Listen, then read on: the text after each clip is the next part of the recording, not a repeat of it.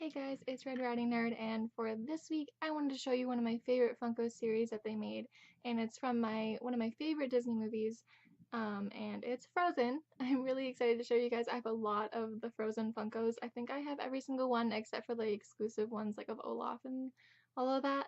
But it's not my favorite Disney movie, but it is one of my favorites. My favorite Disney movie is Beauty and the Beast, but I'll show you my Beauty and the Beast Funkos in another video. But for this one, I'm going to show you guys my Frozen Funkos. I'm very excited, and one of them I absolutely love, and that'll be right at the end. I'm really excited that I actually have it. It's so cool, but I'm just gonna roll on to the Funkos. Here we go.